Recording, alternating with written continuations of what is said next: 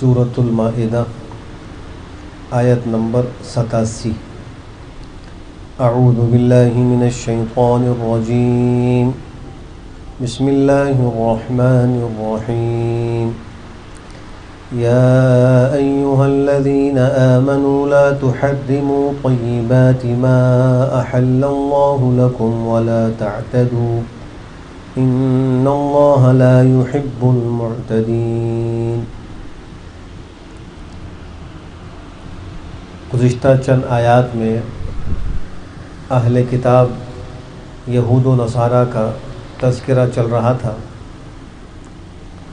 اب دوبارہ اس آیت سے شریعت کے جو فرعی احکام ہیں، جزئی احکام ہیں، ان کی طرف رجوع کیا جا رہا ہے، اور سورہ مائدہ کے اندر بکثرت شریعت کے احکام کو ذکر کیا گیا ہے، اور ان احکام میں ایک حکم وہ حلت و حرمت کا ہے۔ قرآن کریم نے جا بجا اس طرف متوجہ کیا ہے کہ انسان حرام سے بچے اور حلال کو کھائے۔ کئی مقامات پر مختلف انداز سے مختلف تعبیرات کے ساتھ اس مضمون کو ذکر کیا گیا ہے۔ وجہ اس کی یہ ہے کہ انسان کی زندگی میں حلال و حرام کا بہت بڑا ایک اثر ہے۔ اگر انسان کی زندگی میں حلال ہو تو اس کا اچھا اثر طبیعتوں پر مرتب ہوتا ہے، نفس کے اندر طاعات کی طرف میلان ہوتا ہے، جھکاؤ ہوتا ہے، اور اس کو نیکیاں کرنا آسان لگتا ہے۔ اور جب انسان کی غذا میں اور اس کے برتنے کی چیزوں میں حرام شامل ہو جائے تو اس کا ایک برا اثر طبیعتوں پر پڑتا ہے، اور وہ اثر یہ ہے کہ پھر انسان سے گناہ سرزد ہوتے ہیں، طاعات کی طرف اس کی طبیعت چلتی نہیں ہے۔ کتنے ہی لوگ ایسے ہیں کہ ان کے اخلاق بہت اچھے ہیں اور وہ کچھ خدمت خلق کا کام بھی کر رہے ہوتے، لیکن آمدنیوں میں ان کی آمدنی حلال نہیں ہوتی، جس کے نتیجے میں ان سے نمازیں چھوٹ رہی ہوتی، رمضان کے روزے چھوٹتے ہیں، اللہ کے حق میں کوتاہیاں ہوتی ہیں۔ اس سے قرآن کریم اور بے شمار احادیث یہ سبق دے رہے ہیں کہ انسان کو اپنے رزق کے اندر، اپنی غذا کے اندر حلال کا بہت زیادہ اہتمام کرنا چاہیے۔ اس آیت کے شان نزول میں مفسرین نے ایک روایت نقل کی ہے کہ سرکار دو عالم صلی اللہ تعالیٰ علیہ وآلہ وسلم نے ایک دفعہ صحابہ کرام کے سامنے آخرت کا تذکرہ کیا اور اس کی جو ہولناکی ہے اس کو بیان کیا، اور آپ نے اتنی فصاحت سے بیان کیا۔ آپ ویسے بھی جوامع الکلم تھے، زبان بڑی فصیح تھی، اور آپ کے علوم الہامی تھے، جو کچھ ارشاد فرماتے تھے وہ اللہ کی وحی ہی سے ارشاد فرماتے تھے، اور اللہ نے وہ آخرت ان کے سامنے بالکل عیاں کر دی تھی، آنکھوں سے دکھا دی تھی۔ دوزخ اور جنت کا مشاہدہ آپ نے معراج کے موقع پر کیا تھا۔ تو آپ نے جب صحابہ کرام کو آخرت سے ڈرایا اور اس کی طرف متوجہ کیا تو کچھ صحابہ کے دلوں میں یہ داعیہ پیدا ہو گیا کہ اب ہم رات بھر قیام اللیل کریں گے، سوئیں گے نہیں، اس سے کہ آخرت کی تیاری کرنی، آخرت تو بڑی ہولناک ہے، اگر ہم سوتے رہ گئے تو تیاری کیسے ہوگی؟ اور ہم دن بھر روزہ رکھیں گے اور مسلسل روزے رکھیں گے، روزہ نہیں چھوڑیں گے۔ اور بعض نے کہا کہ ہم نکاح نہیں کریں گے، بعض نے کہا کہ ہم گوشت کھانا چھوڑ دیں گے، اس لیے کہ گوشت کھانے کے بعد طبیعت کے اندر تقاضے پیدا ہونے لگتے ہیں، لہٰذا ہم ان چیزوں کو چھوڑ دیں گے۔ حالانکہ رات کو سونا یہ بھی حلال ہے، رمضان کے علاوہ دن کے اندر کوئی شخص روزہ نہ رکھے، کھائے پیے تو وہ بھی حلال ہے، نکاح کرنا حلال ہے، اسی طریقے سے اللہ کی نعمتیں گوشت وغیرہ کا کھانا بھی حلال ہے۔ تو ان لوگوں نے اپنے دل میں ایک ارادے سے ان طیبات اور حلال چیزوں کو حرام کیا۔ جب سرکار دو عالم صلی اللہ تعالیٰ علیہ وسلم کو یہ بات معلوم ہوئی تو آپ نے فرمایا کہ میں تو رات کو سوتا بھی ہوں اور عبادت بھی کرتا ہوں، میں نکاح بھی کرتا ہوں، میں روزے بھی رکھتا ہوں اور افطار بھی کرتا ہوں، تو تم نے ایسا ارادہ کیوں کیا؟ اس پہ آیت نازل ہوئی کہ اے ایمان والو، لا تحرموا، مت حرام کرو، طیبات ما احل اللہ لکم، ان پاکیزہ چیزوں کو جو اللہ نے تمہارے لیے حلال کی ہیں۔ اللہ نے جو نعمتیں حلال کی ہیں ان کو اپنے اوپر حرام مت کرو۔ ولا تعتدوا، اور حد سے تجاوز مت کرو، معلوم یہ ہوا کہ کسی حلال چیز کو اپنے اوپر حرام کرنا یہ اعتداء ہے، حد سے تجاوز ہے۔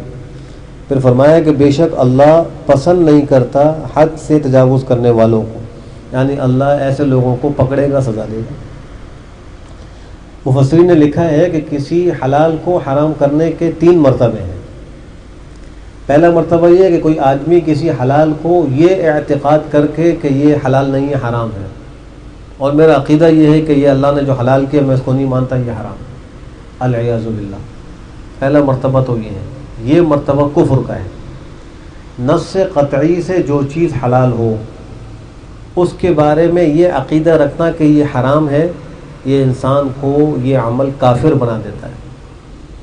قرآن کریم نے، شریعت نے جس چیز کو حلال قرار دیا، کوئی آدمی اس کے بارے میں حرمت کا عقیدہ رکھے، یہ بھی اس آیت کے تحت داخل ہے، اس سے منع فرمایا ہے، یہ انسان کو کفر تک پہنچا دیتا ہے۔ دوسرا مرتبہ یہ ہے کہ وہ اعتقاد تو حرام کا نہیں کرتا، لیکن اپنے قول سے قسم کھا کر کسی چیز کے کھانے سے رک جاتا ہے۔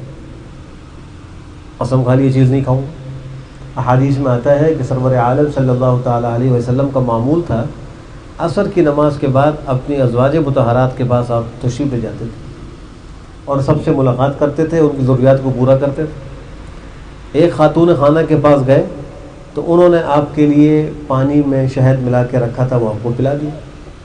اس کے پینے میں کچھ وقت لگ گیا تو دیگر خواتین نے آپس میں مشورہ کیا کہ یہاں زیادہ وقت لگا ہے تو ہمیں کوئی نہ کوئی تو ایسی بات کرنی چاہیے تاکہ وہاں زیادہ وقت نہ گزرے، ہمارے پاس وقت گزرے۔ جیسے کہ سوکنوں کے آپس میں تھوڑا بہت ایسا ہو ہی جاتا ہے، ایک فطری چیز ہے۔ آپ جب تشریف لائے تو بعض ازواج نے یہ عرض کیا کہ اللہ کے رسول، آپ کے منہ مبارک سے مغافیر کی بو آ رہی ہے۔ مغافیر ایک بوٹی تھی، ایک اس کے اندر ایک بو ہوا کرتی تھی، اچھی بو نہیں ہوتی تھی، اور خود آپ صلی اللہ تعالیٰ علیہ وسلم کو اس کا بڑا اہتمام رہتا تھا کہ میرا منہ صاف رہے، طہارت و نظافت کا بڑا اہتمام رہتا تھا، بالخصوص منہ کی صفائی کا بہت اہتمام کرتے تھے۔ اور آپ فرماتے تھے کہ میں اکثر فرشتوں سے ہم کلام رہتا ہوں، فرشتے میرے قریب آتے ہیں، فرشتوں کو اس سے تکلیف ہوتی ہے۔ یہی وجہ ہے کہ آپ نے کچا پیاز اور کچا لہسن کھا کر مسجد میں آنے سے منع کیا کہ پہلے اس کی بو کو ظاہر کرو پھر مسجد میں آؤ، اس لیے کہ مسجد میں فرشتے بھی ہوتے ہیں، ان کو تکلیف ہوتی ہے، آس پاس دیگر نمازیوں کو بھی تکلیف ہوگی۔ پکا ہوا ہو تو ایک الگ بات ہے، اس کی بو بھر جاتی ہے، لیکن کچا ہو تو اس میں ایک اسمیل ہوتی ہے، اس کو ٹوتھ برش سے مسواک سے زائل کر کے آنا چاہیے اور یہ پھر نماز کے بعد اس کو کھانا چاہیے۔ تو ان ازواج مطہرات نے کہا کہ آپ کے منہ سے مغافیر کی بو آ رہی ہے۔ آپ نے کہا کہ میں نے تو مغافیر نہیں استعمال کیا، ایک گوند نما چیز ہوتی ہے مغافیر۔ جب انہوں نے بار بار اصرار کیا تو آپ نے کہا کہ میں نے تو فلاں زوجہ کے ہاں پانی میں شہد ملا کے وہ پیا ہے، اور آپ نے قسم کھا لی کہ آئندہ سے اب میں شہد استعمال نہیں کروں گا۔ تو ان ازواج نے یہ بھی عرض کیا تھا کہ شاید آپ نے جس مکھی کا شہد استعمال کیا ہے وہ مغافیر پر بیٹھی ہو، اس نے اس سے کچھ رس چوسا ہو تو اس کا اثر شہد میں آ گیا ہو، اس کی بو آ گئی۔ جب آپ نے قسم اٹھا لی اور کہا کہ آئندہ کے لیے میں نہیں کھاؤں گا، تو اللہ نے سورہ تحریم کی شروع کی آیتیں نازل فرمائی، یا ایھا النبی لم تحرم ما احل اللہ لک، اے نبی آپ نے کیوں حرام کیا اس چیز کو جس کو اللہ نے آپ کے لیے حلال کیا تھا؟ تنبیہ آ گئی۔ تو یہ دوسرا مرتبہ ہے حلال کو حرام کرنے کا کہ انسان اپنی زبان سے قسم کھا کر کسی حلال چیز سے کہہ دے کہ میں یہ نہیں کھاؤں گا۔ تو اگر اس نے قسم کھائی ہے تو وہ قسم تو اس کی ہو جائے گی، اس کے خلاف کرے گا، قسم ٹوٹے گی، کفارہ دینا پڑے گا۔ تو اس طرح قسم کھانے میں احتیاط کرنی چاہیے۔ لیکن اگر کسی نے کسی چیز کے بارے میں قسم کھا لی کہ خدا کی قسم میں فلاں چیز نہیں کھاؤں گا، تو اس کی قسم منعقد ہو جائے گی، اور اب اگر وہ شخص اس چیز کو کھائے گا تو قسم ٹوٹے گی، کفارہ لازم ہو جائے گا۔ اسی لیے قسم کھانے میں احتیاط کرنی چاہیے۔ تیسرا مرتبہ یہ ہے کہ اعتقاد سے بھی کسی حلال کو حرام نہ کرے، اور اپنے زبان اور قول سے بھی کسی حلال چیز کو حرام نہ کرے، لیکن عملاً کسی حلال کو چھوڑ دے، یعنی اس کو کھانا چھوڑ دے، نہ اعتقاد ہے اور نہ قسم ہے، ایک چیز کو وہ نہیں کھا رہا۔ اب اس کی دو صورتیں ہوتی ہیں، کبھی تو ایسا ہوتا ہے کہ وہ اس چیز کو نہ کھانا کار ثواب سمجھتا ہے، کوئی نیکی کا کام سمجھتا ہے، کوئی ثواب کا کام سمجھتا ہے، تو کسی حلال چیز کو اس نیت سے چھوڑ دینا کہ اس کے چھوڑنے میں بڑا ثواب ہے، یہ بدعت ہے اور گناہ ہے، یہ نہیں کرنا چاہیے۔ ایسا کرنے والا بدعت کرنے کا گناہ گار ہو جائے. اس لیے کہ ایک چیز اللہ نے حلال کی ہے اس کے بارے میں یہ سمجھنا کہ اس کو چھوڑ دیں گے تو ثواب ملے گا، یہ ایک اعتداء ہے، ایک حد سے تجاوز ہے، اور ایک وہ چیز جو دین کا حصہ نہیں ہے اس کو دین میں شامل کر کے ثواب کا کام سمجھ لینا ہے، یہی تو بدعت ہے.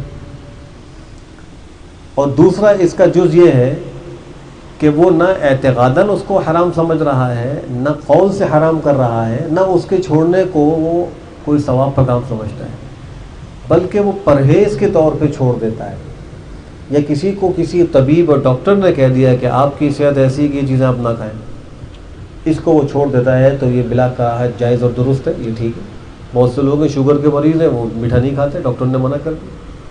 ہارٹ کا مریض ہے تو وہ آئلی اور گھی کی چیزیں، مرغن غذائیں کھانا اس کو منع ہوتا ہے کہ نہ کھائیں. تو اگر وہ اس نیت سے اس کو چھوڑ رہا ہے تو وہ حلال، لیکن اس سے چھوڑ رہا ہے کہ مجھے اس سے جو ہے نا وہ تکلیف ہو رہی ہے، یا مجھے ڈاکٹر نے اور حاضر طبیب نے منع کر دیا ہے، تو بالکل ٹھیک ہے. یہ حلال کو حرام کرنا نہیں ہے، یہ ایک پرہیز کی صورت ہے، اور شریعت میں اس سے کوئی منع نہیں ہے، یہ کر سکتے ہیں. وَكُلُوا مِمَّا رَزَقَكُمُ اللَّهُ حَلَالًا طَيِّبًا وَاتَّقُوا اللَّهَ الَّذِي أَنْتُمْ بِهِ مُؤْمِنُونَ. تو پہلی آیت میں تو یہ فرما دیا کہ کسی حلال چیز کو حرام مت کرنا، یہ حد سے تجاوز ہے، اللہ ایسوں کو پسند نہیں کرتے.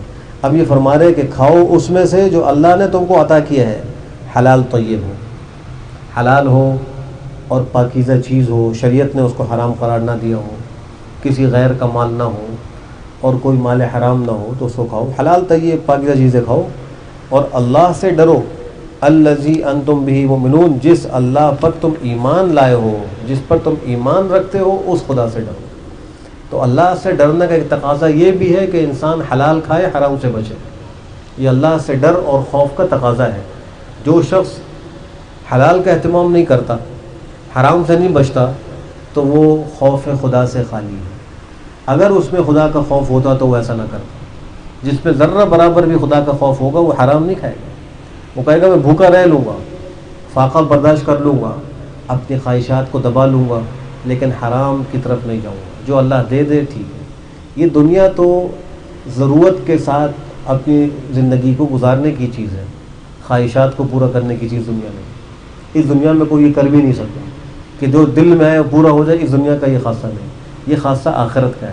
اللہ نے فرمایا وَلَكُمْ فِيهَا مَا تَشْتَهِيهِ الْأَنفُسُ وَتَلَذُّ الْأَعْيُنُ وَأَنْتُمْ فِيهَا خَالِدُونَ. تمہارے لیے آخرت میں وہ ہوگا جو تمہارا دل چاہے گا. تمہاری آنکھوں کو جس سے لذت آئے گی وہ تمہیں ملے گا، اور تم وہ ہمیشہ ہمیشہ رہو گے. اس دنیا میں یہ خواہشیں پوری نہیں ہو سکتی، اور دنیا میں انسان ہمیشہ رہ بھی نہیں سکتا. یہ آخرت ہے جہاں انسان کی ہر خواہش پوری ہوگی، جو دل میں ارادہ ہوگا وہ پورا ہو جائے گا، اور وہاں کی زندگی ہمیشہ ہمیشہ کی زندگی ہے.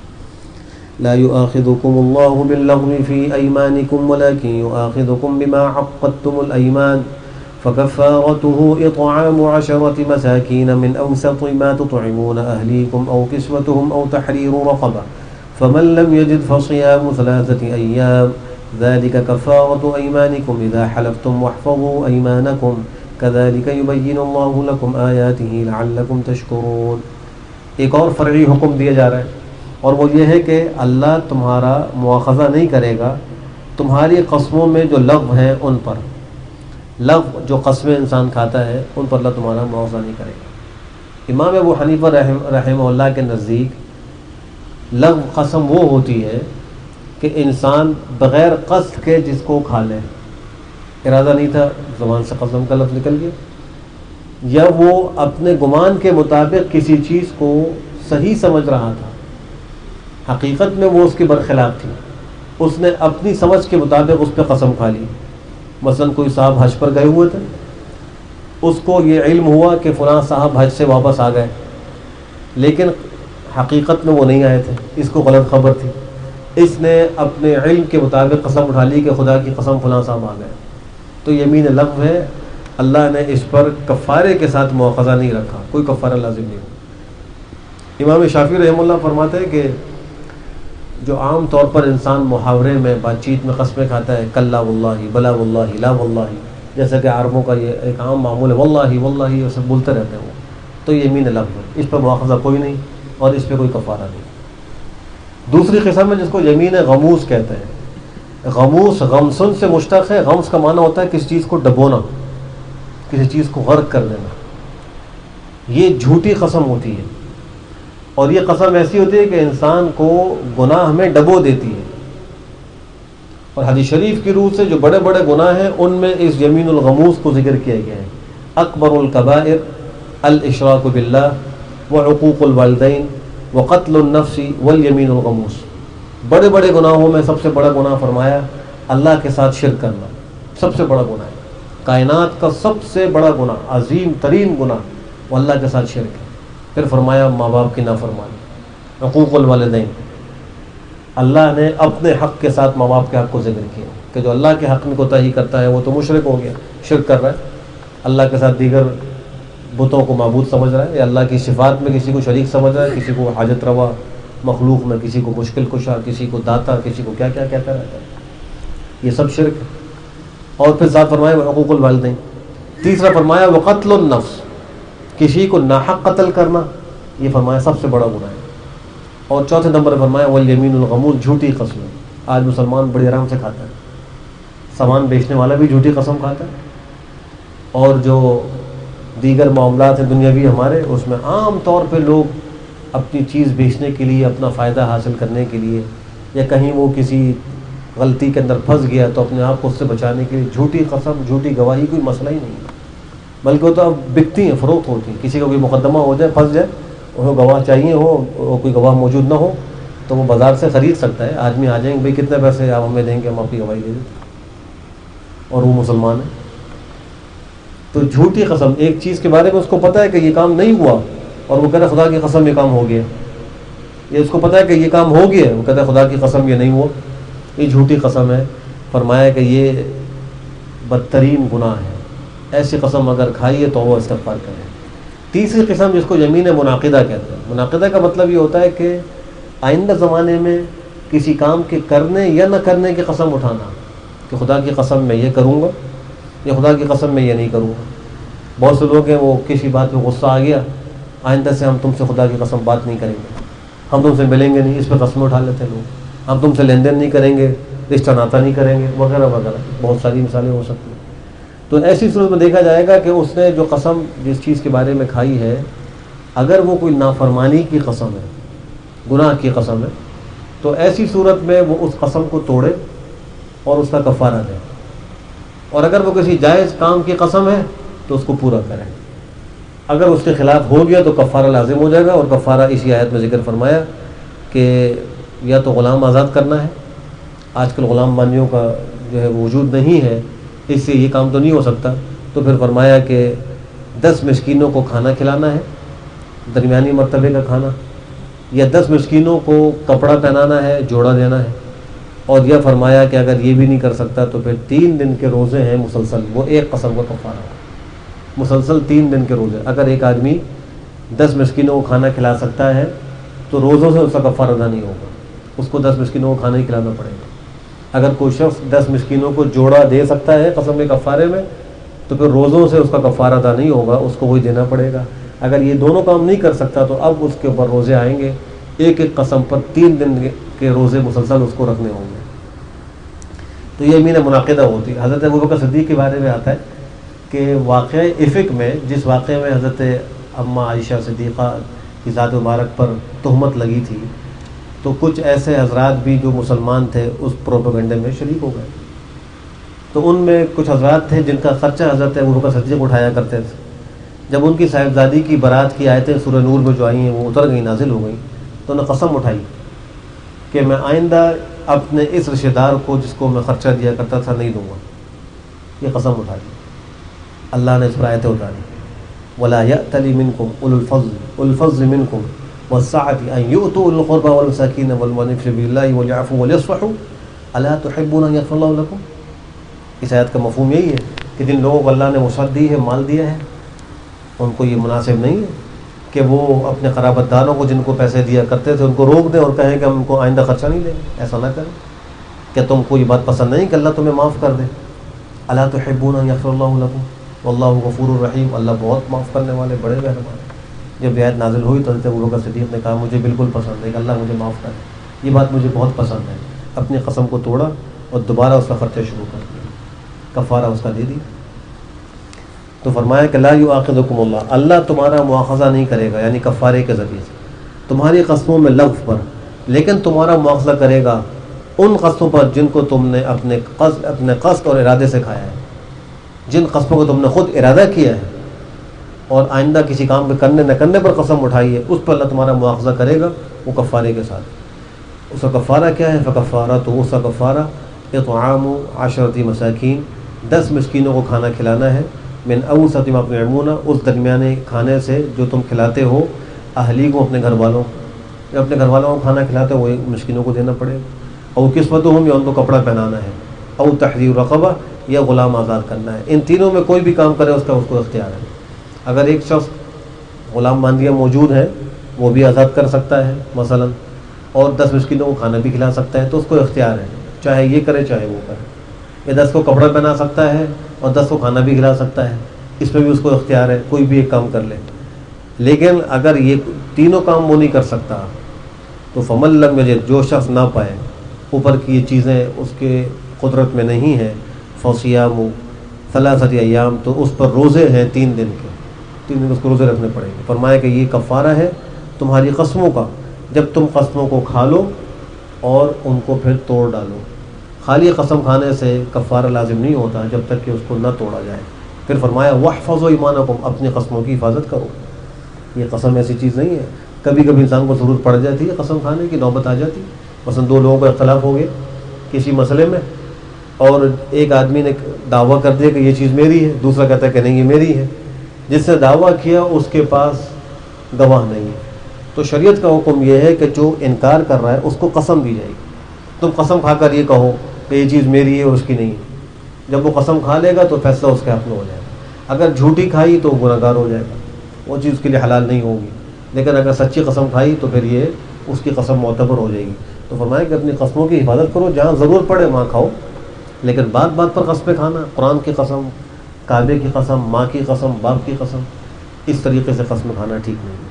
فرمایا کہ اسی طریقے سے اللہ تمہارے لیے اپنے احکام بیان کرتا ہے تاکہ تم شکر ادا کرو۔ اللہ ہم سب کو عمل کی اور شکر کی توفیق نصیب فرمائے۔ الحمدللہ رب العالمین والعاقبۃ للمتقین، والصلاة والسلام على خیر خلقہ محمد وعلى آلہ وصحبہ اجمعین۔ ربنا آتنا فی الدنیا حسنہ وفی الآخرۃ حسنہ وقنا عذاب النار۔ اللهم أرنا الحق حقا وارزقنا اتباعه، وأرنا الباطل باطلا وارزقنا اجتنابه۔ اللهم ألهمنا رشدنا وأعذنا من شرور أنفسنا، ربنا لا تزغ قلوبنا بعد إذ هديتنا وهب لنا من لدنك رحمة إنك أنت الوهاب، ربنا هب لنا من أزواجنا وذرياتنا قرة أعين واجعلنا للمتقين إماما، رب اجعلني مقيم الصلاة ومن ذريتي ربنا وتقبل دعاء، ربنا اغفر لي ولوالدي وللمؤمنين يوم يقوم الحساب، اللهم لا تهلكنا فجاءة ولا تأخذنا بغتة ولا تغفلنا عن حق ولا وصية، اللهم إنا نعوذ بك من زوال نعمتك وتحول عافيتك وفجاءة نقمتك وجميع سخطك، اللهم إنا نسألك من خير ما سألك منه عبدك ونبيك محمد صلى الله عليه وسلم، ونعوذ بك من شر ما استعاذ منه عبدك ونبيك محمد صلى الله عليه وسلم، وأنت المستعان وعليك البلاغ ولا حول ولا قوة إلا بالله، وصلى الله وسلم على خير خلقه محمد وعلى آله وصحبه أجمعين برحمتك يا أرحم الراحمين۔